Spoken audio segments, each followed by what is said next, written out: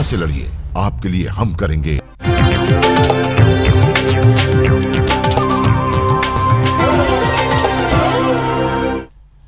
Break के बाद स्वागत है आप सभी का।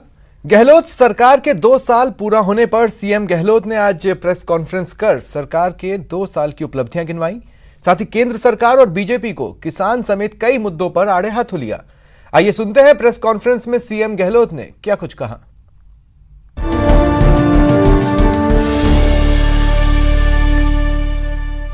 सभी तरह से हमने ऐसी स्थिति कर दी लॉकडाउन में कि लोगों को ये महसूस नहीं होगा आज हम तकलीफ में हैं।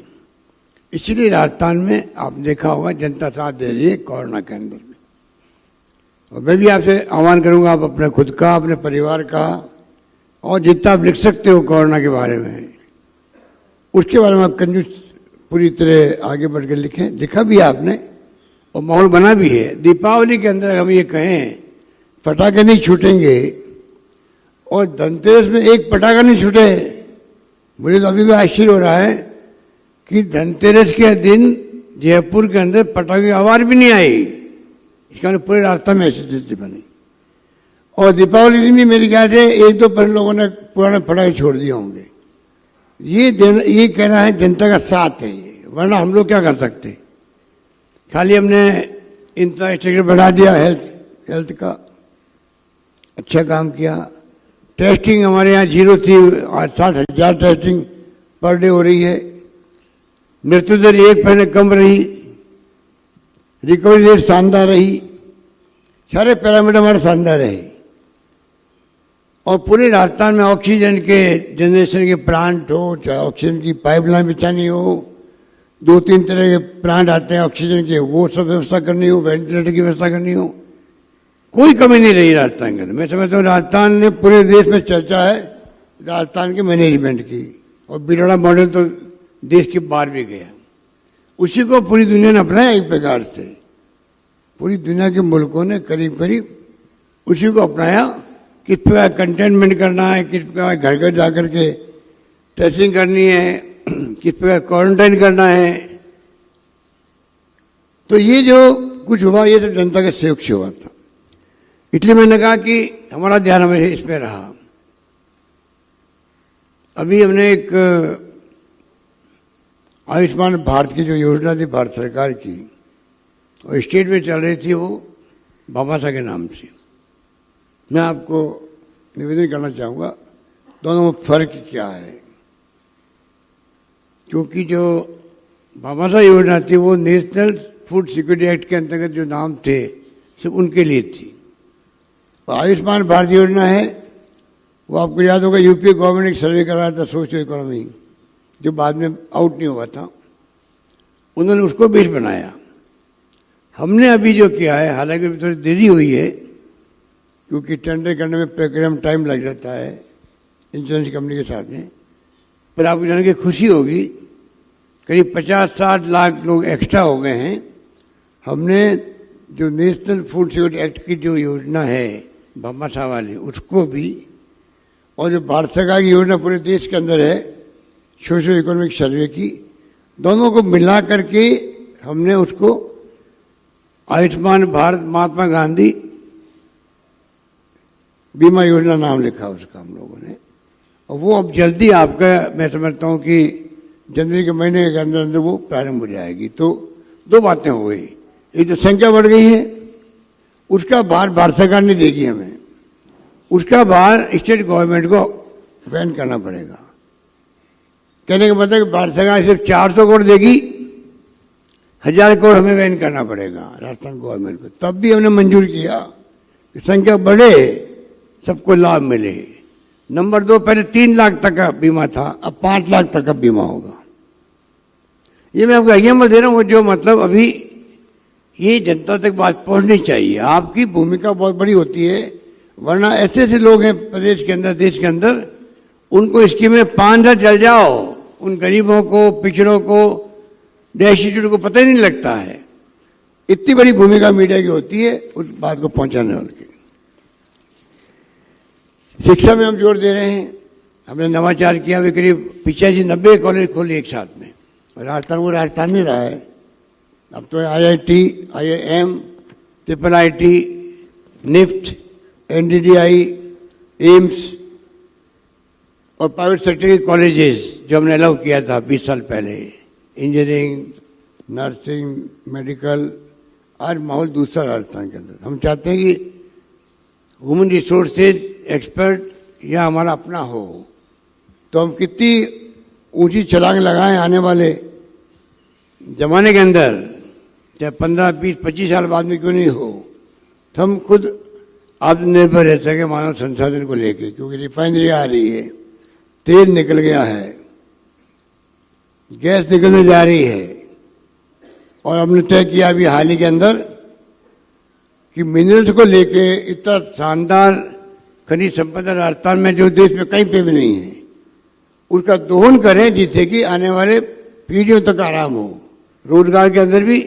और रेवेन्यू के अंदर भी। यहाँ सोना भी है, चांदी भी है, यहाँ क्या नहीं है। पोटाश जो दुनिया में बाहर से मंगाना पड़ता है देश को, हमारे मुल्क में कहीं नहीं है पूरे देश के अंदर, सिर्फ राजस्थान के अंदर, हनुमानगढ़ के अंदर है। ये हमने तय किया कि मिनरल्स को लेके सरकार बड़े रूप में जंप करेगी, एक्सपर्ट की राय लेगी, अलग विभाग जो बनाया हुआ है उसको स्ट्रेंथन करेगी, और इस काम को हम चाहेंगे कि इतने बड़े रूप में करें जिससे कि पूरे मिनरल की खोज हो सके राजस्थान के अंदर। क्योंकि उसमें अरबों खरबों रुपए लगता है खोज करने के अंदर भी, माइनिंग के अंदर लगेगा, वो काम आसान काम नहीं है, तो वो हमने तय किया, वो हम हाथ में लगे काम। और उसके लिए जो केड एनर्जी के जो CMD है मिस्टर अनिल अग्रवाल, जो हिंदुस्तान जिंक भी उनका है, उन्होंने विश्वास दिलाया कि उनकी जो कंपनी की एक्सपर्टाइज है वो भी अगर यूज करना चाहेगी सरकार, तो हम लोग उनके लिए तैयार रहेंगे। पर मिनरल्स का खनन, मिनरल्स का प्रोस्पेक्टिंग होना चाहिए, ये मेरा मानना है, उस पर हम आगे बढ़ रहे हैं। इसलिए मैंने कहा कि राजस्थान शिक्षा के क्षेत्र में काफ़ी आगे बढ़ चुका है। स्पोर्ट्स के अंदर आपको मालूम है कि कई तरह की सुविधाएं मिली है। पिछली बार जो स्पोर्ट्स की कॉन्फ्रेंस हुई थी, मेरे ख्याल से वो पहली बार आज़ादी के बाद में स्टेट लेवल की मीट हुई थी, जो अशोक चांदना जी ने आयोजित की थी। बहुत शानदार मीट रही, पूरे प्रदेश के छात्रों में, नौजवान पहली बार लगा कि नेशनल मीट होती है स्पोर्ट की, उस ढंग से स्टेट में भी हो सकती है। अभी हमने DYSP रैंक के ऑफिसर को, चाहे वो फॉरेस्ट के चाहे किसी में थे, उनके नेशनल और अंतर्राष्ट्रीय खेलने वाले खिलाड़ियों को हमने DYSP रैंक भी दी है, उनको सर्विस में लगाया गया। बड़ा डिसीजन है वो कंट्री के लिए। किसानों के लिए तो हमने बहुत सारे कदम उठाए हैं। अभी अध्यक्ष बता रहे थे आपको, तो आपको खुद को मालूम है कि चाहे बिजली की दर में बनाने की बात हो, अभी हमने जो 5-4 कानून बनाए थे, जिसका जिक्र किया अजय माकन जी ने और अध्यक्ष जी ने, किसानों के लिए हमने जो संशोधन किए उसके अंदर पब्लिक इंटरेस्ट के अंदर भारत सरकार को समझना चाहिए। आज किसान ठंड के अंदर बैठा हुआ है और परवाह नहीं है। अरे ठंड में तो जयपुर में हम लोग घरों में बैठते तो तकलीफ होती है, वो जंगल में बैठे हुए हैं। इतने संवेदनहीनता नहीं होनी चाहिए लोकतंत्र के अंदर। प्रतिष्ठा तो जनता की होती है, और जनता की प्रतिष्ठा कायम रहेगी तो नेताओं की प्रतिष्ठा कायम रहेगी, सरकार की प्रतिष्ठा कायम रहेगी। अगर जनता की नहीं रहेगी तो कैसे रहेगी आपकी प्रतिष्ठा कायम? तो आज जनता की प्रतिष्ठा दांव पे लगी हुई है। किसान बैठे हुए 25-30 दिन होने आए हैं, कोई सुनवाई करने वाला नहीं है। रोज का उनको निमंत्रण देते हैं और भ्रम पैदा करते हैं, आरोप लगाते विपक्ष पर। अरे स्वतः स्फूर्त ऐसा आंदोलन चल पड़ा है, पूरे देश के किसान दुखी हैं।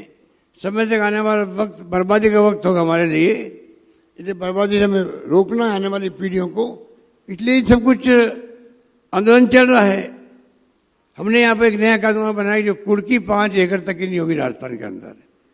पर अनफॉर्चुनेटली पता नहीं ये आंदोलन भी इसलिए हो रहा है, ना तो किसानों से बात की गई, ना पार्लियामेंट में डिस्कशन किया गया, न विपक्ष की बात मानी गई। किस प्रकार से हमें सेलेक्ट कमेटी भेजना बिल को, वहाँ सब पार्टी के लोग होते हैं, चर्चा होती, बिल आता, पास होता। आज ये नौबत नहीं आती, सुधार होकर बिल आते उसके अंदर। मिलना पसंद नहीं करते हैं मंत्री लोग। राष्ट्रपति महोदय से टाइम मांगते हैं, कैप्टन साहब मांगे टाइम, सीएम पंजाब नहीं मिली। हमने 4 मुख्यमंत्री मिलना चाहते थे कांग्रेस के हम लोग, राजस्थान, पंजाब, छत्तीसगढ़, पांडिचेरी, 4 दिन तक लिखा है हमने राष्ट्रपति भवन में। और इस देश के 4 मुख्यमंत्री राष्ट्रपति मिलना चाहते हैं तो कितना बड़ा दबाव होगा राष्ट्रपति पर, वो चाहते हुए नहीं मिल पाए होंगे, मेरा अंदाज है ये। बड़ा कोई कारण नहीं होता है। हम तो 40 साल से देखते आ रहे हैं, जाते हैं हर राष्ट्रपति के पास में, ज्ञापन दे के आते हैं और करते क्या है, वो चाय पिलाते, चाय पी लेते हैं, 5-10 मिनट गपशप हो जाती है, फैसला उनको करना पड़ता है, पर मिलना ही नहीं। ये पहली बार मैंने देखा है। और हमारे राज्यपाल महोदय इन बिलों को भेज ही नहीं रहे आगे। क्यों नहीं भेज रहे भाई? ऑनर किलिंग का और मॉब लिंचिंग के मैंने कानून बनवाए थे 6 महीने पहले, उनको राष्ट्रपति जी मंजूर नहीं कर रहे हैं क्योंकि भारत सरकार नहीं चाहती होगी। ये जो डेमोक्रेसी को चैलेंज किया इन लोगों ने, राहुल गांधी ने ठीक कहा कि डेमोक्रेसी है कहाँ देश के अंदर, ये दिखाओ डेमोक्रेसी है। अब तो आपका जुडिशरी हो, ब्यूरोक्रेसी हो, इलेक्शन कमीशन हो, ईडी, इनकम टैक्स, सीबीआई तो आप देख ही रहे हो। जिस दिन हम यहाँ बैठे मीटिंग करी थी एमएलएस की संकट के वक्त में, तो हमारे मित्रों के छापे पड़े थे जयपुर के अंदर। धर्मेंद्र राठौड़ साहब क्या ही पड़ गया, ये कोई बड़े इंडस्ट्रियलिस्ट हो जैसे कोई पीछे रहते हो।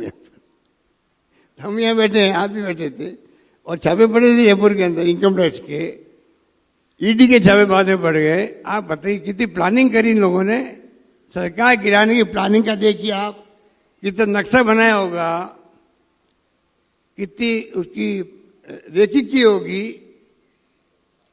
कितना प्रबंधन किया होगा, किस प्रकार अधिकारियों को ब्रीफ किया गया होगा, आप कल्पना कर सकते हो। और जो फैसले हमने किए हैं उनको कृपा करके आप लोग पब्लिक इंटरेस्ट के अंदर, सरकार ने फैसले कर दिए, आप जब पहुंचाओगे लोगों तक तब जाके पहुंचेगी। आने वाला वक्त जैसे पानी की स्कीम है, भारत सरकार ने दी है, हर घर नल, अच्छी स्कीम है। हम भी चाहते हैं कि राजस्थान प्रदेश सर्दियों से प्यासा है, गांव में पानी क्वालिटी अच्छी नहीं है, पानी है भी नहीं। हमारे पूरे देश के अंदर भूभाग तो 10% राजस्थान है। जब ये छत्तीसगढ़ बना है देश के अंदर, सबसे बड़ा राज्य राजस्थान हो गया देश में, और उसमें 10% तो भूभाग है, पानी 1% है देश राजस्थान के अंदर। तो आप सोच सकते हो क्या स्थिति है।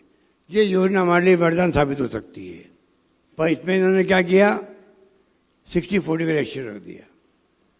अरे इनको मालूम है राज्य के पास कहाँ पैसे पड़े हैं, और राजस्थान में तो दूरियाँ बहुत लंबी लंबी दूरी है रेगिस्तान के अंदर, एक गांव दूसरे गांव के बीच में 15-20 किलोमीटर की दूरी है। यूपी तरह नहीं है कि आप एक गांव खत्म हुआ दूसरा गांव आ गया। ऐसे राज्य के अंदर आप अगर वही फॉर्मूला रखोगे, हमने मांगी 90-10% होना चाहिए फॉर्मूला, तब जाकर के 24 तक हम इस स्कीम को चैलेंज के रूप में स्वीकार करके पूरा करवाएंगे। हमारे खुद के इंटरेस्ट में है गांव में ढाने तक पानी पहुंच जाए, पर ये बहुत बड़ा काम है और भारत सरकार को चाहिए वो आगे आए इस काम के लिए, जो हमारी मांग को पूरा करे। हम चाहते आने वाले वक्त के अंदर, अब ये थर्मल का युग जा रहा है, सुप्रीम कोर्ट भी कह रहा है पर्यावरण प्रदूषण, ग्लोबल वार्मिंग, रियो के अंदर जब सम्मेलन होते हैं तो दुनिया भर के राष्ट्रपति प्रधानमंत्री इकट्ठे होते हैं, दुनिया चिंतित है। तो हमने तय किया है आने वाला वक्त विंड के साथ में सोलर का होगा और बायोमास का होगा। पहले हमारी गवर्नमेंट थी 20 साल पहले, तो हमने 2 मेगावाट से शुरुआत करी थी विंड की। आज 4,500 मेगावाट बिजली पैदा होती है विंड से। सोलर में भी 2,500-3 हज़ार से आगे बढ़ गए हम लोग। 30,000 मेगावाट तक की योजना जो भारत सरकार बना रही पूरे देश के लिए, सबसे ज़्यादा चांसेज है वो राजस्थान के अंदर है, क्योंकि सूर्य किरणें जो है उसकी ग्रेविटी सबसे अधिक तीव्रता है तो राजस्थान के अंदर है। हमारे रेगिस्तान के इलाके लंबे जड़े पड़े हैं, आराम से जमीन मिलेगी और सोलर के प्लांट लगेंगे, खेतों में लगेंगे, किसान उस बिजली को खुद के काम ले सकता है, बची हुई बिजली को वो ग्रिड में डालेगा, बेच सकता है सरकार को। ये व्यवस्था हम कर रहे हैं, काम शुरू भी हो गया उनके लिए। घरों में बिजली ऊपर लगेगी, घरों की छतों में लगेगी आने वाले ज़माने के अंदर, उसका लाभ भी घर वालों को मिलेगा। तो आने वाला वक्त जो है बिजली को लेके पूरी तरह आत्मनिर्भर होगा देश भी, प्रदेश भी। और हम चाहते हैं कि इसको पूरी तरह से हम लोग टॉप प्रायोरिटी दें। 13 जिलों की जो योजना है, पूरी राजस्थान नहर परियोजना, अब आप बताइए, आपके जयपुर में अजमेर में आए प्रधानमंत्री जी, घोषणा करके गए चुनाव जीतने के लिए हम इसको राष्ट्रीय योजना घोषित करेंगे। अरे आप दूसरी बार मुख्यमंत्री प्रधानमंत्री बन गए हो भाई, अब उसको घोषित क्यों नहीं कर रहे हो? 16 योजना चल रही देश के अंदर राष्ट्रीय परियोजना के रूप में, 16 परियोजनाएं हैं। तो 17वां करने में आपको तकलीफ क्या हो रही है? 13 जिलों का सवाल है ये, बताइए आप। झालावाड़, बारां, कोटा, बूंदी, सवाई माधोपुर, अजमेर, टोंक, जयपुर, करौली, अलवर, भरतपुर, 200 धौलपुर, जहाँ पेयजल शुद्ध मिल पाएगा उनको, सिंचाई हो पाएगी। ये सिंचाई की भी है, पीने के पानी की भी है। पिछली गवर्नमेंट की योजना है, हम तो उसको बंद नहीं करें। रिफाइनरी की तरह रिफाइनरी उन्होंने बंद कर दी थी। आपका हृदय जोशी विश्वविद्यालय बंद कर दिया था। आप तो सब लोगों ने मौन धारण कर रखा था। आप लोगों ने तो किसी ने ऑब्जेक्शन भी नहीं किया, आप लोगों ने, पत्रकारों ने तो। अरे कम से कम आप एक मौन जुलूस निकाल देते विरोध के अंदर। आपकी बिरादरी का सवाल था। इतनी शानदार विश्वविद्यालय खुली थी, 5 साल बर्बाद करा दिए, अब वापस हमने शुरू किया उसको। अमेरिकन यूनिवर्सिटी वापस शुरू करनी पड़ी। तो मेरा निवेदन यही है कि उन्होंने हमारी योजना को बंद किया, पिछली गवर्नमेंट ने रिफाइनरी को 5 साल बर्बाद करवा दिए, फिर प्रधानमंत्री वापस बुलाया गया। हम उनका कोई काम बंद नहीं करेंगे। मैंने पहले भी कहा, चाहे शेखावत साहब थे, चाहे वसुंधरा जी थे, उनकी सरकार की कोई योजना बंद नहीं करते। हम तो उनको आगे बढ़ाते हैं, क्योंकि समय किसी का इंतजार नहीं करता, ना सरकारों का और ना लोगों का, नेताओं का। क्यों टाइम वेस्ट करें? जिनका भला हो जाए उसके लिए हम चुन के आते हैं, हमारा कर्तव्य बनता है। बाकी रेल प्रोजेक्ट आपको मालूम है, वो सब रोक दिए उस जमाने के अंदर, चाहे करौली का था और चाहे टोंक का था, चाहे मीमोको फैक्ट्री थी, सीपी जोशी जी लेके आए थे बिरौड़ा के अंदर, सबको बंद कर दिया गया था। एक बात मैं और कहना चाहूँगा कि हमारे विपक्ष के लोग बार बार फैला रहे हैं किसानों के कर्ज अभी तक माफ नहीं हुए, और प्रधानमंत्री जी ने भी 2 बार हमारे पर आरोप लगाए हैं। एक बार तो जब सरकार बनी थी हमारी, तो बाकायदा सूरजगढ़ के अंदर कहा कि राजस्थान गवर्नमेंट ने डेटा नहीं भेजा जानबूझ करके राजनीति की, इसलिए उनका भला नहीं कर पा रहे किसानों का। सरकार को क्यों, क्या दुश्मनी है क्या किसानों से? ये आरोप लगाया था हमारे ऊपर, और वाहवाही की थी हमने बीजेपी शासित राज्यों की। मैं कहना चाहूँगा आपको, उन्होंने आनंद फानंद आंकड़े भेज दिए बिना कंफर्म किए हुए। घोटाले होते हैं, जैसे पिछली बार यहाँ घोटाला हुआ डूंगरपुर के अंदर, उसी रूप में कर्जा माफ के घोटाले में ऐसे अनियमितता होती है। हमने बाकायदा बायोमेट्रिक सिस्टम से पूरा सर्वे करके फिर नाम भेजे, और वही मॉडल बाद में पूरे देश के अंदर हर राज्य अपना रहे हैं। उसमें टाइम लग गया। कौन नहीं चाहेगा 6,000 रुपये मिल रहे हैं किसानों को, तो हमारे राज्य के किसानों को नहीं मिले, कौन चाहे, कौन नहीं चाहेगा? तो ये आरोप झूठा लगाया था प्रधानमंत्री जी ने, पता नहीं उनको कौन फीड करता है। हमने कर्जे माफ कर दिए आते ही, जो करने थे हमें, जिसमें कोऑपरेटिव बैंक थी, भूमि विकास बैंक थे, और वो तमाम उसमें ऑनलाइन है, कोई देख सकता है पोर्टल के अंदर। 20,50,000 किसानों के कर्जे माफ हुए हैं, 8,000 करोड़ रुपए उसमें खर्च हुए। और पिछली सरकार के जो कर्जे माफ करने की घोषणा की थी, 8,000 रुपये जरूरत थी और 2,000 रुपये उन्होंने खाली रखे। उनका कर्जा भी हमने आने के बाद में 6,000 रुपये चुकाए किसानों को। ये भूल जाते हैं प्रधानमंत्री जी भी और वसुंधरा जी भी और तमाम बीजेपी के नेता। अब रहा बात राष्ट्रीयकृत बैंकों की, जिसका जिक्र करते हैं, हम बराबर प्रयास कर रहे हैं उनसे। ये केंद्र शासित केंद्र राज्य की केंद्र सरकार की बैंक आती है, उनके अधीन आती है, आरबीआई के अंदर आती है। हमारे हाथ में कुछ भी नहीं है, बदनाम हमें करते हैं।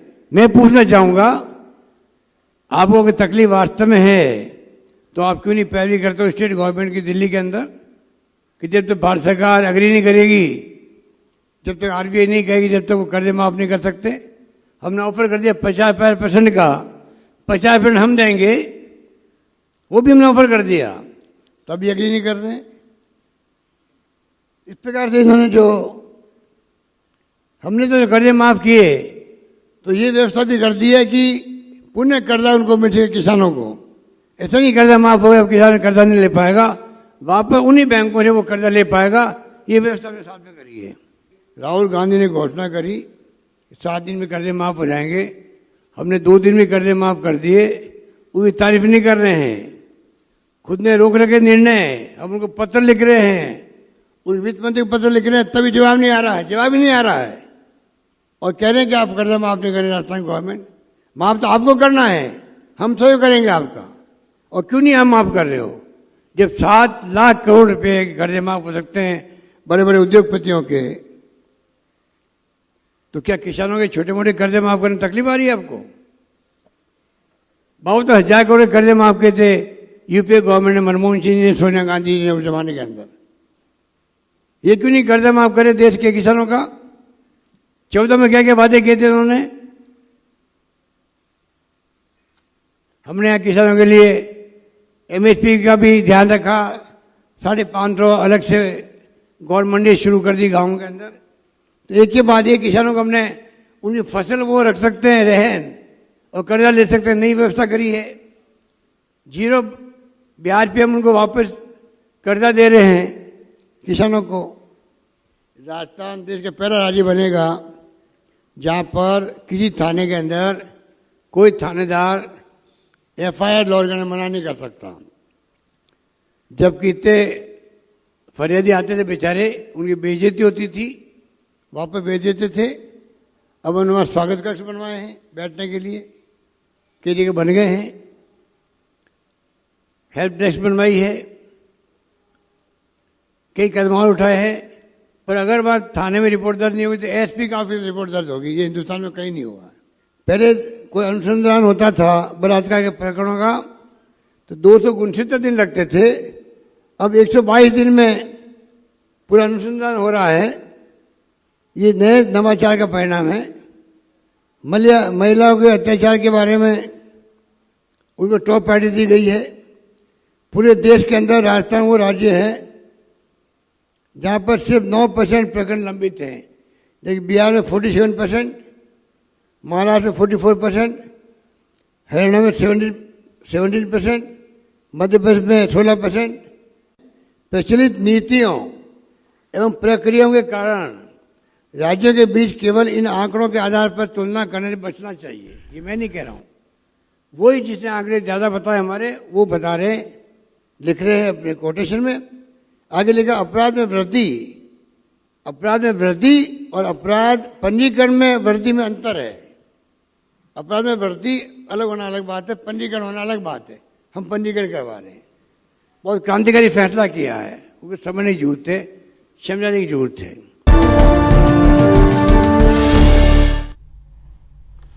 और फिलहाल इतना ही। एक छोटे से ब्रेक के बाद देखिए प्राइम डिबेट।